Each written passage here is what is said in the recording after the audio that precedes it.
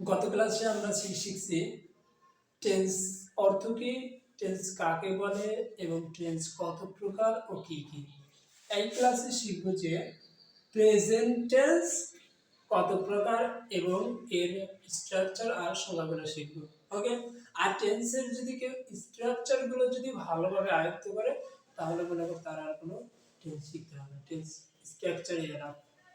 তো এই ক্লাসে আমরা স্ট্রাকচার আর সংজ্ঞাগুলো শিখব। তাহলে জেনে নেই যে প্রেজেন্ট ইনডেফিনিট টেন্স কাকে বলে। যে টেন্স দ্বারা বর্তমানের কোনো কাজ চিরন্তন সত্য বা অভ্যাস বোঝায় তাকে প্রেজেন্ট ইনডেফিনিট টেন্স বলে। যে টেন্স দ্বারা বর্তমানে কোনো কাজ চিরন্তন সত্য বা অভ্যাস বোঝায় তাকে প্রেজেন্ট ইনডেফিনিট টেন্স বলে। ফর এক্সাম্পল, স্ট্রাকচার কি? সাবজেক্ট প্লাস মূল ভার্ব এর present form plus object. Example কি? সাবজেক্ট কি? যেখানে একটা সাবজেক্ট না,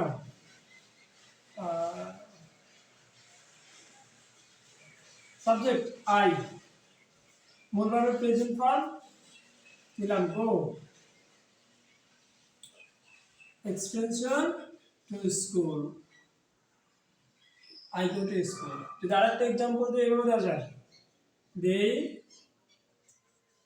সাবজেক্ট, ভার্ব কি? Play, they play football,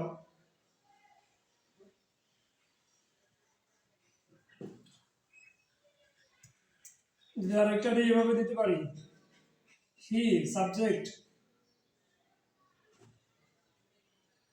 reads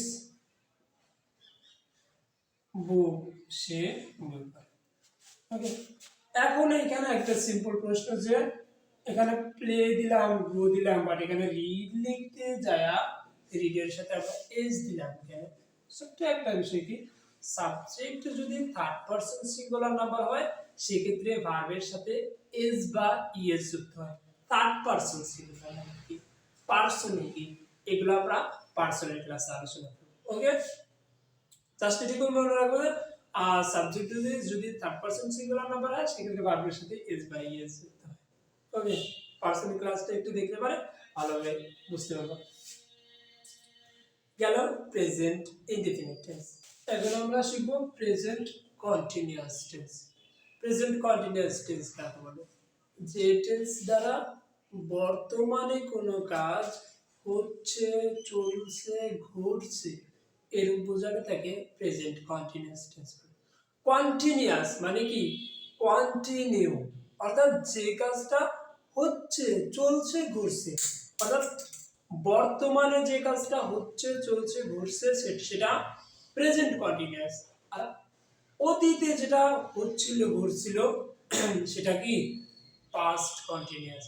আর ভবিষ্যতে যেটা হতে থাকবে, চলতে থাকবে, ঘটতে থাকবে সেটা ফিউচার কন্টিনিউয়াস। অর্থাৎ যে কাজটা কন্টিনিউ হচ্ছে সেটা কি? Continuous tense. তাহলে কি প্রেজেন্ট কন্টিনিউয়াস টেন্স কাকে বলে? যে টেন্স দ্বারা বর্তমানের কোনো কাজ হচ্ছে, চলছে, ঘটছে এরূপ বোঝালে তাকে প্রেজেন্ট কন্টিনিউয়াস টেন্স বলে। স্ট্রাকচার কি? Subject plus am is are plus মূল ভার্বের সাথে ING plus object. Okay, example কি? সাবজেক্ট আই, তারপরে কি আর সাথে এম হয় নাকি ইজ হয় নাকি আর হয়? মনে রাখবো এম সব সময় আয়ের সাথে হয়, এম অন্য কোনো কারোর সাথে হয়। সব সময় মনে রাখবো যে আই এর পরে এম হয়, আই এর পর কখনো ইজ বা আর হয় না। ওকে, তার মানে আই এর পর কি? এবার এম দিলাম, আই এম। যদি ভার্ব যদি প্লে অথবা দিলাম রিড দিলাম, রিড ভার্ব দিলাম রিড, সাথে কি ভার্বের সাথে আইএনজি কি হবে? রিডিং। এক্সটেনশন কি দেওয়া যায়? অবজেক্ট বুক দিয়ে দিলাম, আই অ্যাম রিডিং বুক, মানে কি? আমি বই পড়তেছি। আরেকটা দেওয়া যায়, দে আর, দের সাথে আর হয় কারণ they plural number, they are playing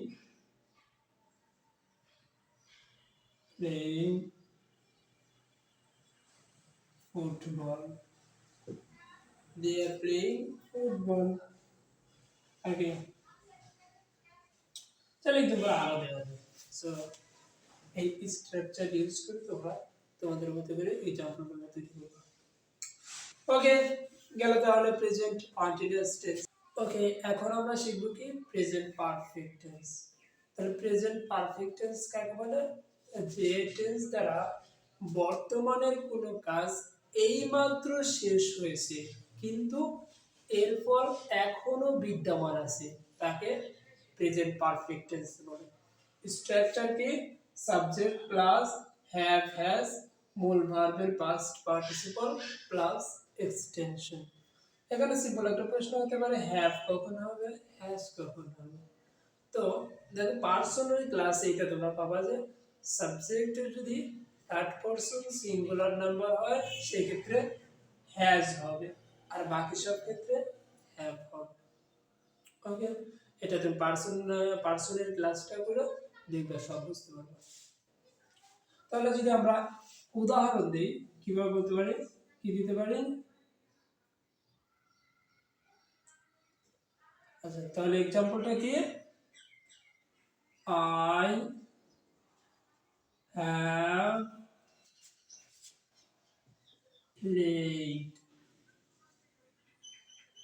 play হবে না, কারণ প্লে তো মূল ভার্বের প্রেজেন্ট ফর্ম, আর এখানে কি মূল ভার্বের ফার্স্ট পার্টিসিপল ফর্ম। তাহলে প্লে, প্লেড, প্লেড, তার মানে মূল ভার্বের ফার্স্ট পার্টিসিপল ফর্ম কি? Played. I have played football,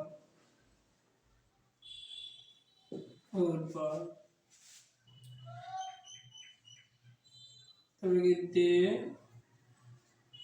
have played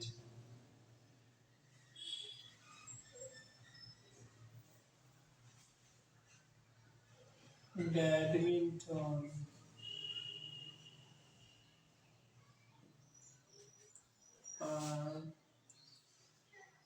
he has he has read he has read book, he has read book। ওকে, এই গেল তাহলে প্রেজেন্ট পারফেক্ট টেন্স।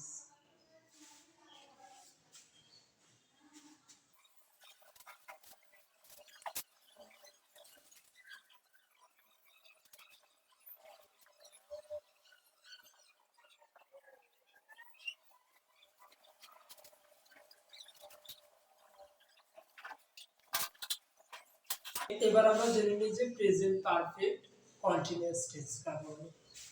যে টেন্স দ্বারা কোনো কাজ পূর্বে শুরু হয়ে এখনো পর্যন্ত হচ্ছে, চলছে, ঘটছে, এরূপ বোঝালে তাকে প্রেজেন্ট পারফেক্ট কন্টিনিউয়াস টেন্স বলে।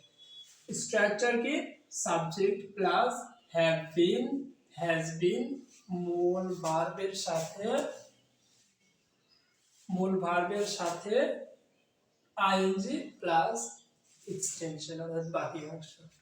ফর এক্সাম্পল, কি হবে? I have been playing football for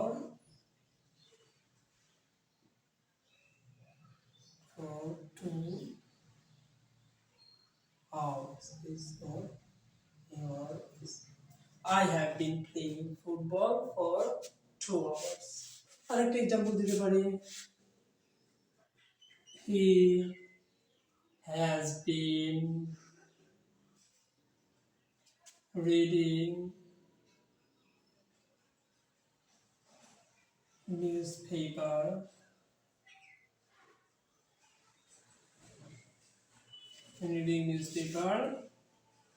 for 2 hours or 3 hours or 4 hours দিতে পারো, সমস্যা নেই। আরো যদি দাও আরো দিতে পারো। ওকে, এই হলো প্রেজেন্ট টেন্সের সংজ্ঞা এবং স্ট্রাকচার। তো তোমাদের একটা সাজেশন কি, তোমরা সংজ্ঞা যদি মনে রাখতে না পারো, তাহলে তোমরা স্ট্রাকচারটা অবশ্যই মনে রাখবে।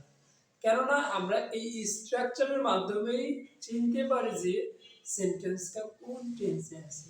সো টেন্স যদি শেখো তাহলে তোমাকে অবশ্যই স্ট্রাকচারটা মাস্ট বি মুখস্থ রাখতেই হবে। ওকে, তো পরবর্তী ক্লাসে আমরা শিখব যে পাস্ট টেন্স কত প্রকার এবং এর সংজ্ঞা ও স্ট্রাকচারগুলো। ততক্ষণ পর্যন্ত সকলে ভালো থাকো, সুস্থ থাকো।